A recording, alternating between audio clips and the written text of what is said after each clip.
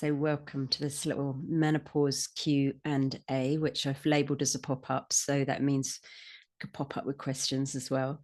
And just as by way of introduction, I'm Caroline Gaskin and I'm a homeopath. I lead with homeopathy, but I'm a natural health practitioner, providing lifestyle, diet information for people, but leading with menopause currently because there is so much work to be done in the menopause space, so much that we need to understand, so much that we're now exposed to, environmentally and through poor food, not necessarily by our own choice. But I spoke to somebody this week who works closely with a biodynamic farmer. So she's not just organic, but she's planting in times with the seasons. And she said, even I put mineral drops in my water. So yeah.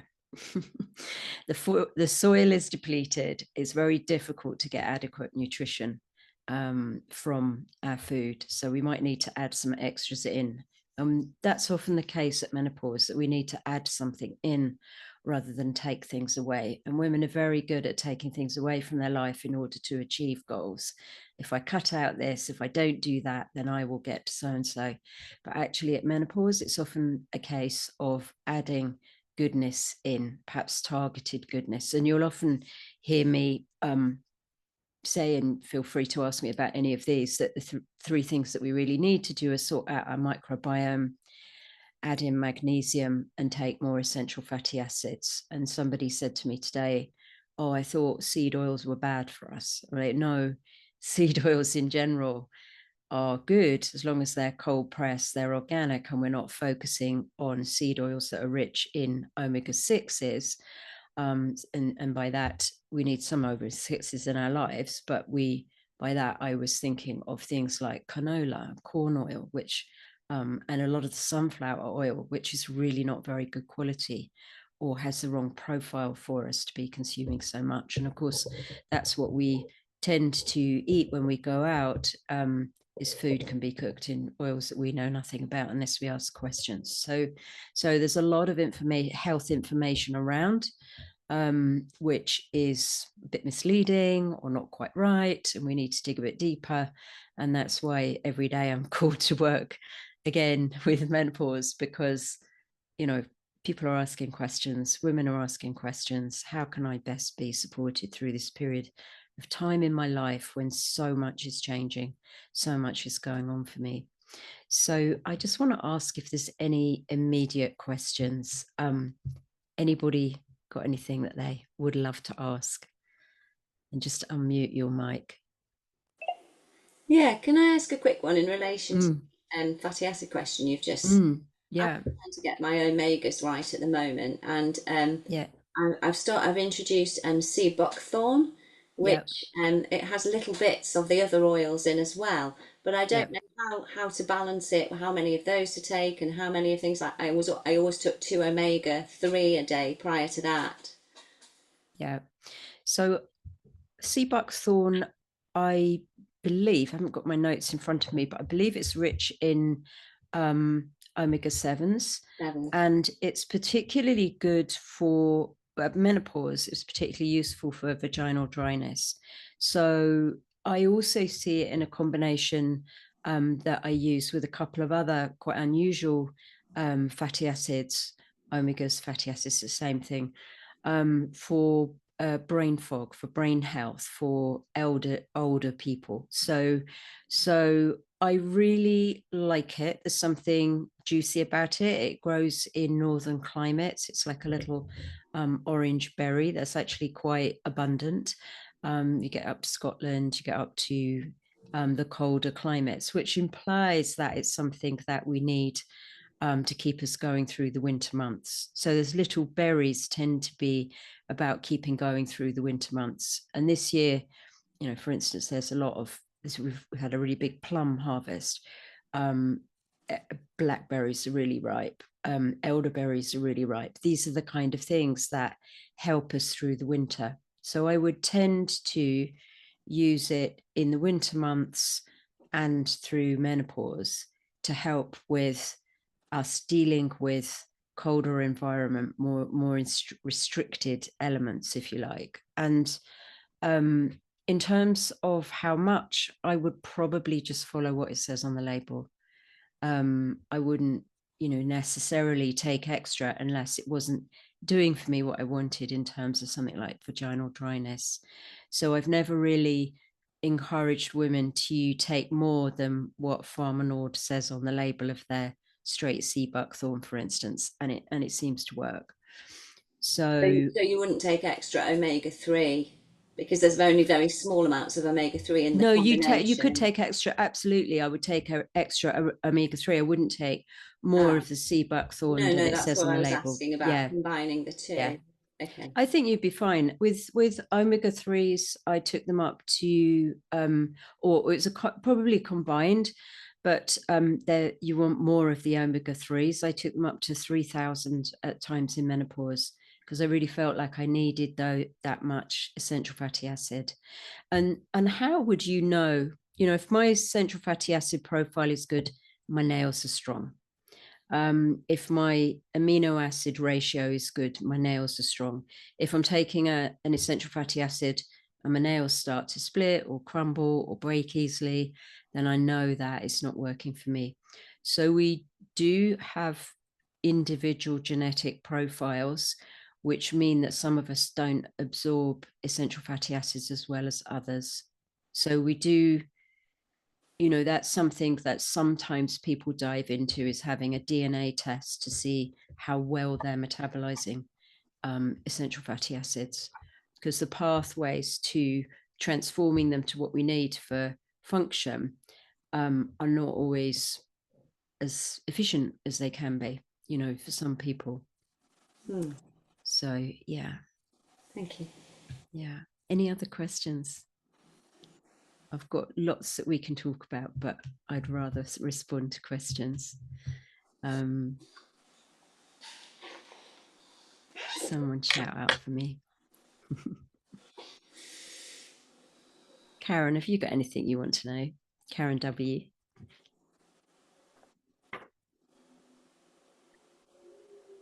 Or Not even that's come up in specifically. clients this week, I was thinking. Yeah, not specifically. Or not specifically for myself, I don't think. I think it's more a case of learning for others for me. Yeah, exactly.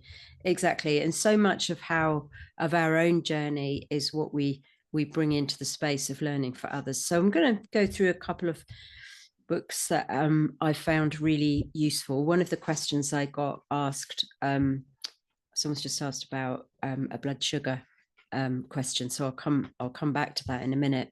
But one of the questions I got asked this week was about dry nasal passages, and was that something, dryness in the nose, was that something that goes with menopause? And I thought, well, I don't actually know if it is, so I went and looked it up, and it is actually listed as a symptom associated with menopause. And certainly dryness of mucous membranes can be, so that could be vaginally. Often women get dry eyes, but a good question is how well hydrated we are. So this is a book called Quench by Dana Cohen and Gina Brea, and I find it really useful for people who are not very good at drinking water, and for people who consistently show up as not being very well hydrated, because it teaches you what foods to eat.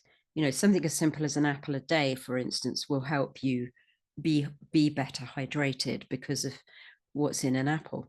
There's a great little recipe that they have for coconut water in the morning with a few chia seeds in it, a squeeze of lime juice, some salt, which by its matrix will help you hydrate. So a really useful book if dryness persists. You think, well, I hydrate well, I keep up my essential fatty acids, but I've still got an issue with dehydration. Or I see my osteopath and they ask the question, oh, how much water do you drink?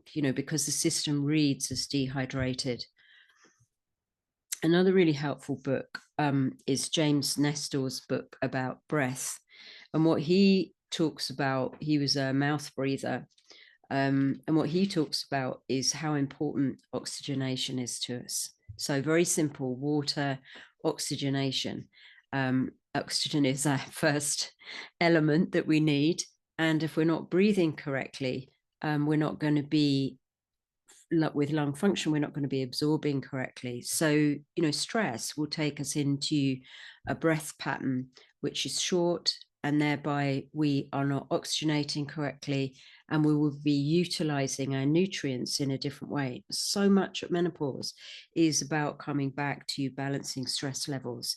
And there are many women who I recommend yin yoga, restorative yoga, learning to breathe. And it's something that we focus on in the third session, I think it is, on the natural menopause course, where we look at stress and its impact on our hormones and how fundamental it is to learn to breathe. So great book, some really surprising statistics in it. And one of the things that he's a proponent of, which I certainly sometimes use, not often, is mouth taping. So mouth taping is where you tape your mouth to breathe better at night. And I did try it myself to see actually what happened. I'm not a mouth breather, but it can be really helpful to get people to breathe efficiently through the nose. They've got things like sleep apnea, or, you know, or poor breath at night. So this is another really good book about sleep. So understanding why we sleep and how sleep disruption affects us and what kind of things help our sleep. So again, on the course, something that we talk about, I think it's in the third session with me, is we talk about the importance of getting enough light into our lives. So if we get light, and Fiona and I talked about this a couple of weeks ago, it's one of her favorite things to do is, let me just let in somebody, is to get light in the morning before, not long after you wake up, but before your day gets going. So 10 minutes of sunlight in the morning will mean, you know, or more if you can, will mean that your whole system starts up to prime yourself to get enough melatonin by the end of the day to want to go to sleep. So we need light for so many functions in the body. And so getting out in the morning, for instance, will pitch us into a good state to go to sleep at the end of the day. Getting light after lunch, again, really good. And I know today I haven't had enough light because I've been at the laptop all day. So what I've had today is blue light, indoor light. That's not enough to have good eyesight, to feel vital by the end of the day. So that could be really helpful, knowing how much coffee we drink and avoiding caffeine after, say, 12 o'clock would be really good for us. Other little things around sleep, I really like the sour cherry juice personally before bedtime, because that helps give me the melatonin, like the precursors to melatonin in the gut. So there's lots of things we can do to enhance our sleep, and we've got a whole kind of list of sleep hygiene things. So if there's anything you want to ask about sleep, please jump in. That's just 3 books I've mentioned, but I'm going to mention something about diabetes, which Maria's asked. Any support regarding the pre-diabetic state? So the state where the system is starting to show irregular blood sugar. And my main advice would be to understand the things that disrupt our blood sugar. So tea, coffee, alcohol, a carbohydrate-rich diet, stress, excess sweating, the things which imbalance our system. Sometimes not getting a good protein ratio in the diet would predispose us to having, if we've got too much carbs and not enough protein, for instance, that would predispose us to creating sugars really quickly in the body. if we're stressed, not only does that deplete the action of raised blood sugar, for instance, is what happens when we're stressed, because what's happening in that situation is we're providing the body with sugar energy to defeat the aggressor. So we raise the blood sugar for more energy, and it's supposed to be a temporary state. So often we come back to what is it that's causing us stress in our lives that we need to deal with in order to balance blood sugar. I'm just going to pause for 1 second, just 1 minute. It's so funny, my cat just came in and I was a bit worried he had a mouse, so I just thought I'd find out. Luckily he hasn't. So yeah, so to balance blood sugar, or to balance the pre-diabetic state, I'd be assessing diet and lifestyle to some extent. And it could be that we need to factor in, and in fact, you know, don't want a problem with diabetics, to come back to the last conversation about sleep and light, is diabetics often need more light in their lives, more time outside. And I remember Robert Davison teaching us that when we, you know, when I was first studying homeopathy. So light, avoiding or cutting back on some of the Western things. So the things that we tend to have too much of in our diet, wheat as well, and processed foods. So processed foods with the kind of hidden sugars in and hidden not very good salt, for instance. So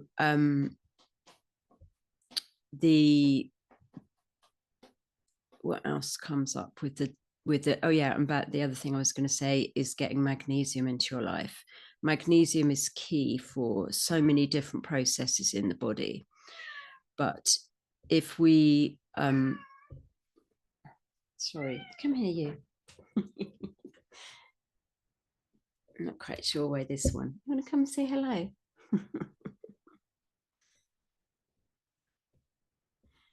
Quite sure why he's so noisy.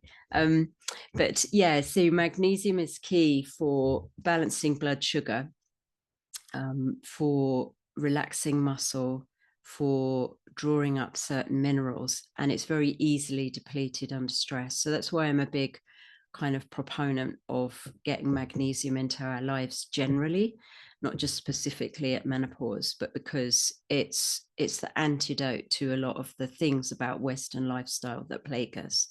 And yeah, any other questions around that, Maria? You can drop it in the chat box if you want.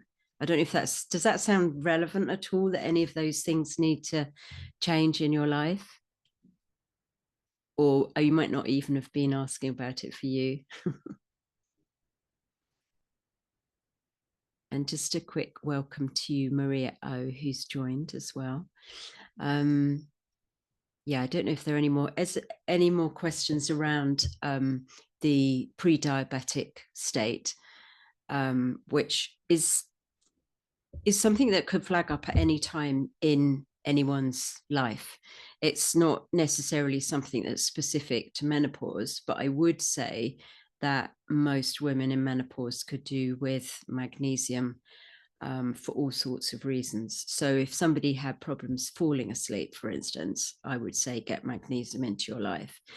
I was speaking to a client today who she's in an osteopenic state, so her bones are beginning to change, but she hasn't got osteoporosis, and I would say she definitely needs to make magnesium her friend, that it needs to be part of her life in some way every day. And great question, Maria, how many what types of magnesium to take? So she's taking a supplement which has some plant sourced magnesium in it, and I suggested that she just adds in regular Epsom salt baths or the magnesium spray oil. So there's quite a few companies that make magnesium spray oil, so that she's using the magnesium dermally, and her system's able to draw up what it needs on top of the supplement that she's taking. I tend to go for supplements that are have got a good blend of all the main 4 different magnesiums, so glycine, citrate, taurate, and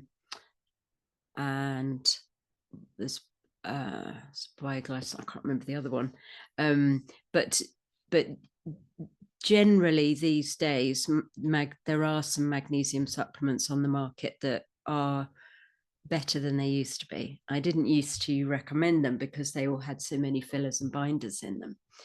And if your system is taking in fillers and binders that it doesn't know how to digest, then you can have all sorts of problems digestion wise as a result of supplements with poor ingredients. So I do have a little document. Let me look it up about the balance of magnesiums. Just give me a moment and I will find that. See where it is. I'm a great one for cataloging and storing lots of information on all sorts of things. So let's just have a look at, I think it's this little guide. Yeah, here we go. So magnesium is essential for over 80% of metabolic functions in the body. The current statistic is that more than 50% of the US population fail to meet the estimated average requirement. Although I have to say that I've seen statistics that say as high as 80%. So magnesium deficiency leads to multiple diseases: cardiovascular, diabetes, respiratory problems, neurological disorders, etc. So let's just have a look at, I think it's this document that's got, I've got a ton of stuff on this. It's got some, are you getting enough? It's got some recommended amounts. Let's have a look. Yeah, as you age, interestingly, I've never looked at this section of the doc. As you age, you need more magnesium. So from 31 to 50 years old, and then 51 years plus, women need 320 micrograms of magnesium daily. We need more in pregnancy. We need more when we're breastfeeding. Interesting. Yeah, we need more as we get older, generally speaking. Interestingly, men seem to need it at a higher ratio than women do. And it might not be this document that breaks down the different types. Let me have another look here.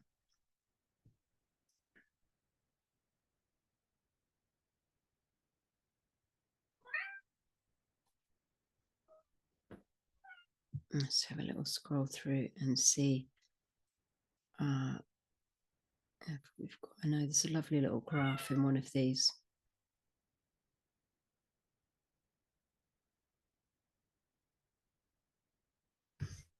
Yeah, I'll keep looking. Let's see if we've got another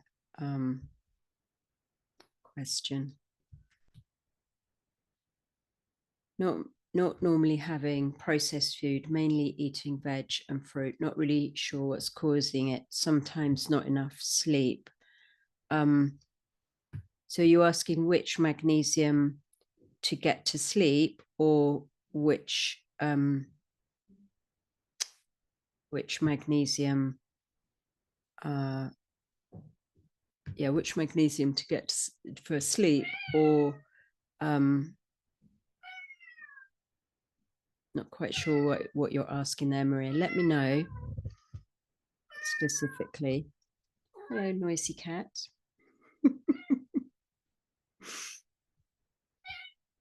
I'll just have another look for both, really. So let's just see if I've got that, because there is actually specifics on which magnesium for which for what condition. I don't carry that information, I always have to look it up. So I might get back to you later on that. Let's have a look at another couple of books.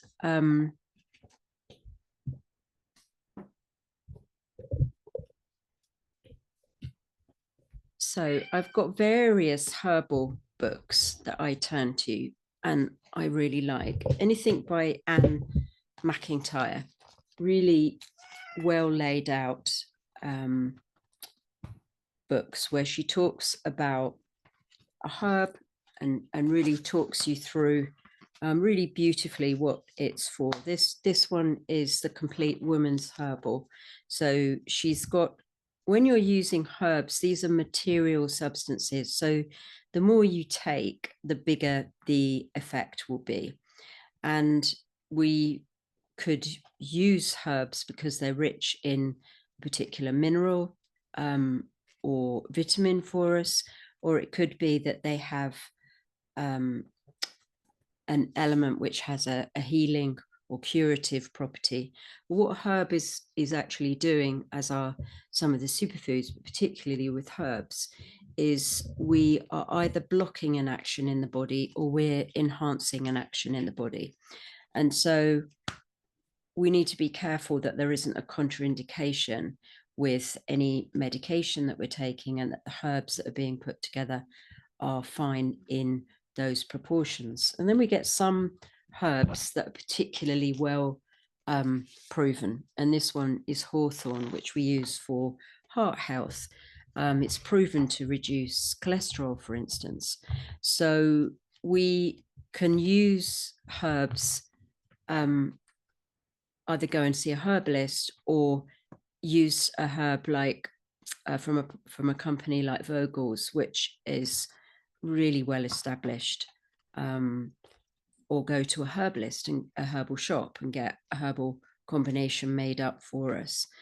And just to be aware that you're dealing with something which is a material substance, and as I say, it can have a push shove effect and make something happen. So you want to see that there is a good result. You know, if you're taking something like sage and it's helping with your hot flushes, great. If it doesn't really do much for you, then, you know, check that you're taking enough.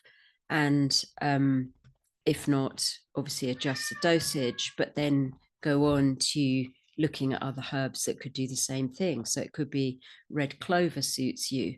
There's an awful lot of information out there saying, take this, but it might not be appropriate for you and what's going on for you. So do read the detail on herbs. Another great book, really good book, Natural Alternatives to HRT by Dr. Marilyn Glenville.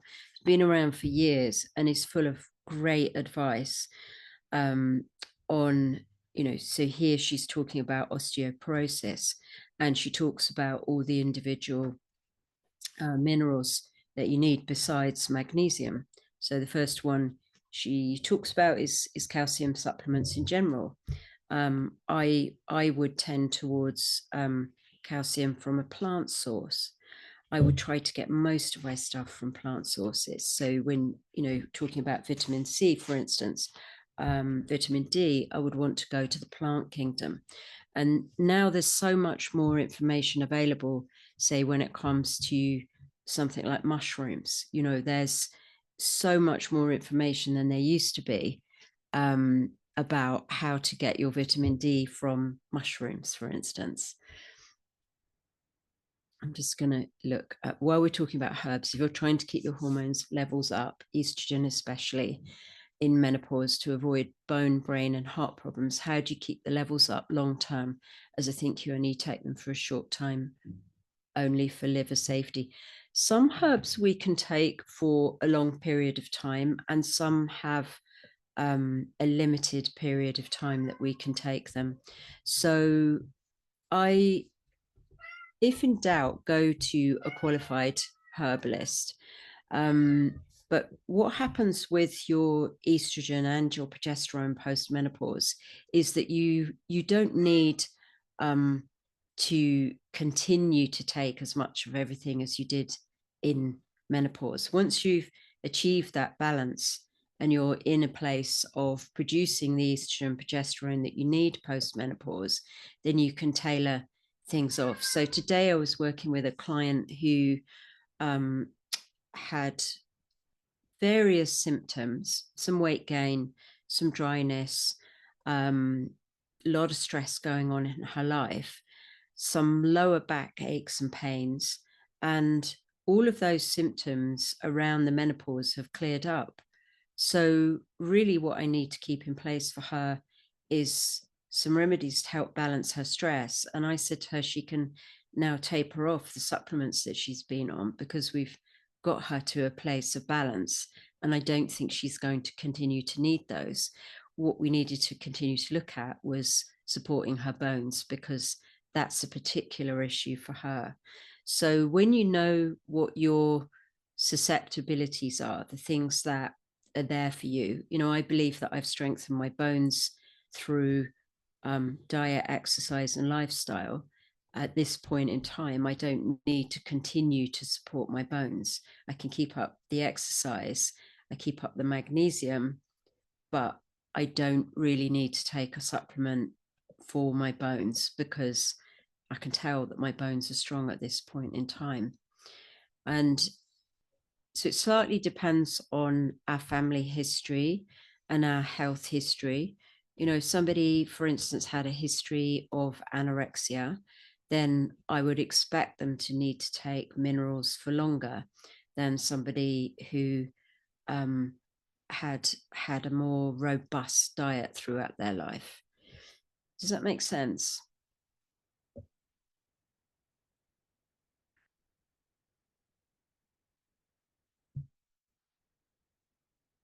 Yeah, good. Thank you. So it's, yeah, it's really important to listen into our symptoms. So if for instance, you were taking red clover for hot flushes and the hot flushes go on the red clover, then I would say, great, time to taper off that herb, because it's done its work. And it might be with this client that I saw earlier on today, she does really well on a remedy, a homeopathic remedy called sepia. So I've said to her, keep that in every so often. We don't need to take it as often as we used to, but it's a very good remedy for her. She's still got the background stress, but we'll just keep that remedy in on a much less frequent schedule. So just to have a look at another couple of books I've got. I just wanted to mention another herbal book I've got. This one is Susan Weed. Any books by her are fantastic. These are really experienced herbalists. So I've just opened it at the page on red clover, for instance. You know, and she talks about it also to ease anxiety. It's to improve memory, clear confusion, increase energy. So go to a good resource, Anne McIntyre or Susan Weed. I wouldn't sort of just rely on hearing that something's good. Have a good read, see if it fits you.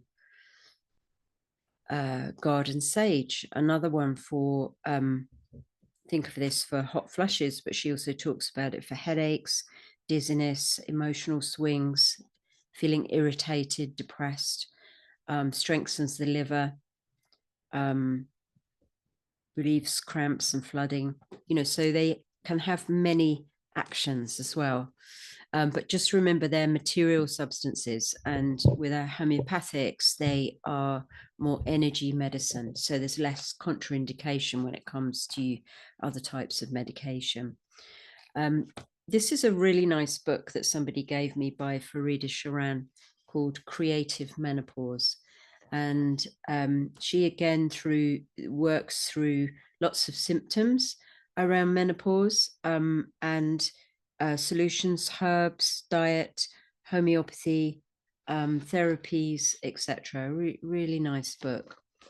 Farida Sharam. And I like the term creative menopause. There's another book that I'm really enjoying and I haven't yet finished, but it's called Wise Power, and it's by Alexandra Pope and Shani Hugo Wurlitzer. And this is all about the journey. It's all about how menopause has been. I mean, we're kind of banishing menopause at the moment to a kind of physical process we need to get through. What do we take? What do we do? Without really looking at the fact that it is a time of transformation, an opportunity to let go of some stuff actually and gain something quite new. And that to me is the most exciting aspect about menopause. Let's just see if we've got any more questions. And I tend to personally take, to come back to the magnesium question, I tend to take magnesium in, as I say, Epsom salt baths or the magnesium spray. The magnesium spray oil is magnesium chloride, and Epsom salts are magnesium sulfate. But we can get a little drill down to, whether it's going to help our bowel, whether it's going to help our sleep. And I'm just going to have a little look again and see if I can find my notes about which magnesium to take for what. Let's just have a little look about a different document. This little pussycat wants something from me and he's had supper, so I don't know what it is, but I'll find out later. So magnesium threonate, for instance, is important for healthy brain function. So that could be a good one if brain fog is plaguing you. And let's just have a little look and see if there is any mention on this document about the other types of magnesium. Let's just have a little look. And if anybody, here we go. So magnesium glycinate helps, is good because it has very broad absorption and bioavailability. So that's what you'll see in an awful lot of the supplements. You'll see most have that in. Citrate, I know, is very easily derived. So sometimes things occur on the shelves because they're cheap, and I know that of citrate, it's more readily available. Let's just have a little look and see if we've got any more information on that, because I definitely have come across that. And any other questions?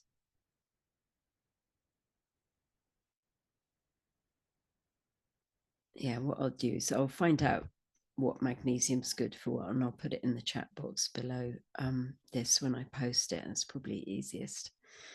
Rather than me looking for that, let's just see if there's anything else there. Good, and let's see if I've just got one last book to share. This is a book, and there are more books out there now, but this is Yoga and the Wisdom of Menopause. So really great. When I was looking at this earlier, just looking at an exercise for opening the pelvic floor area, where of course lots of the action is, and how many of us sit all day at a computer, and how stagnant that area of us can become, which needs to be healthy. So yoga for pelvic health during perimenopause and menopause is about opening up the hip flexor, and we compress the hip flexors when we sit in a chair all day. So simple exercises around that, and the same with opening up the throat in back bends, is really beneficial for thyroid health, stimulating the thyroid to do its work. Opening the shoulder blades, so we open the heart and the lungs, yeah, lots of great exercise we can do around menopause and areas that we want to target. So I'm going to just quickly pop up a bit of information about the course. Let's just see, I've got one more message come up. The yoga book is called Yoga and the Wisdom of Menopause, and it's by Susa Francina, author of New Yoga is her book for people over 50, and this one is Yoga and the Wisdom of Menopause. It's a really great book. I would say if anyone is a yoga teacher, it would be a fantastic book to use. Let's just screen share a little bit, if I can find my screen share button. There we go. And I just want to share a bit about the course that is coming up, and see if you've got any questions around that. So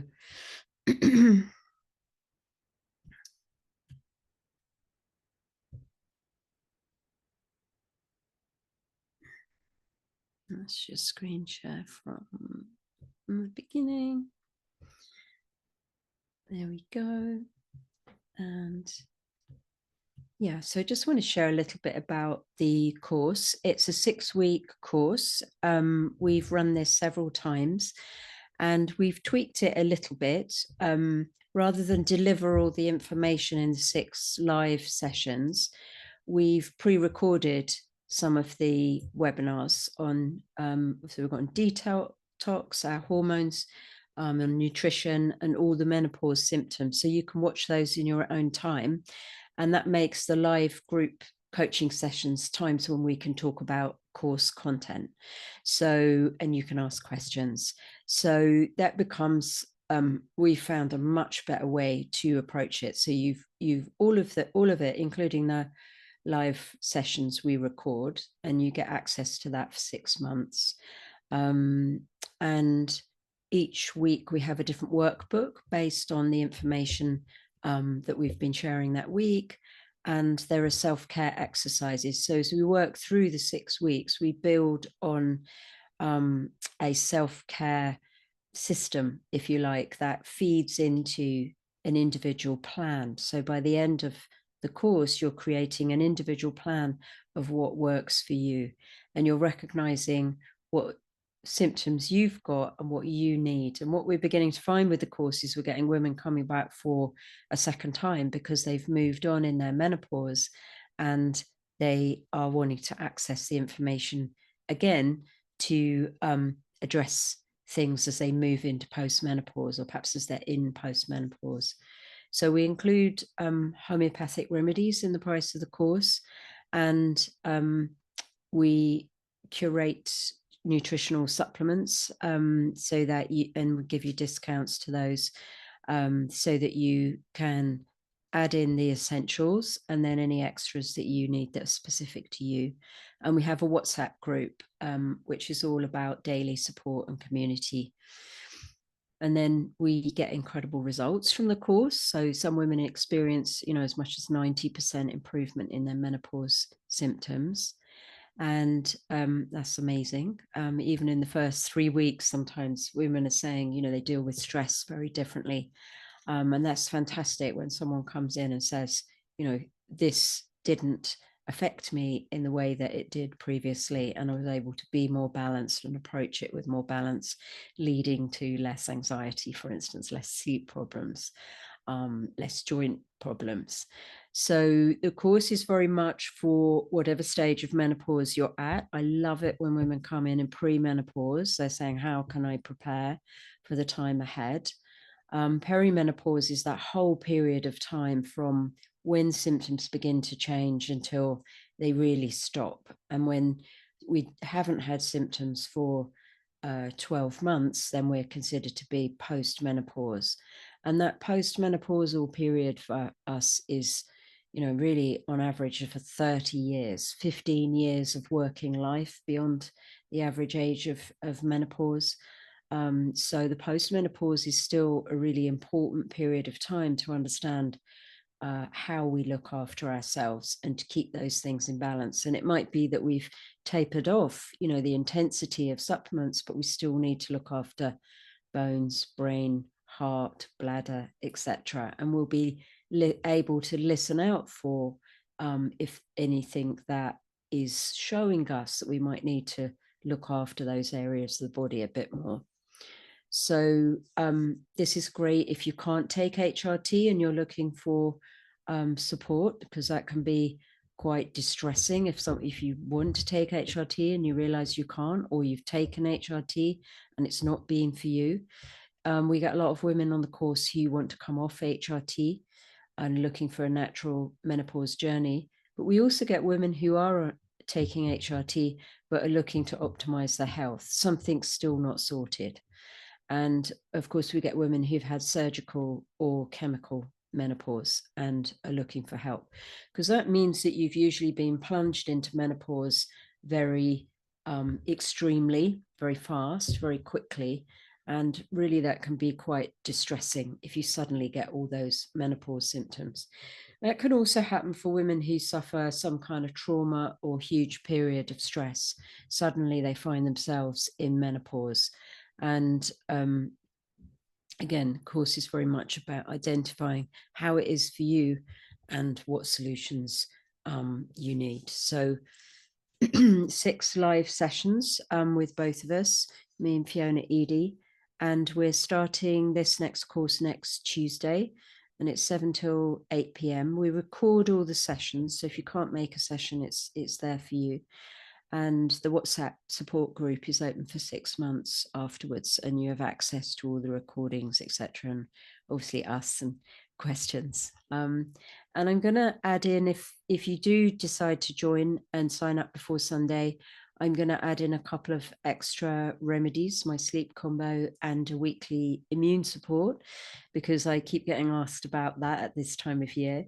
And I also wanted to say a payment plan is available. I keep forgetting to talk about this, but we're absolutely fine if you are thinking, I really want to do this, but can I pay in installments? So, you know, drop me a line about that, ask me about that, because, you know, we would love to welcome you on the course if it's something that feels right for you. So thanks for listening in this evening.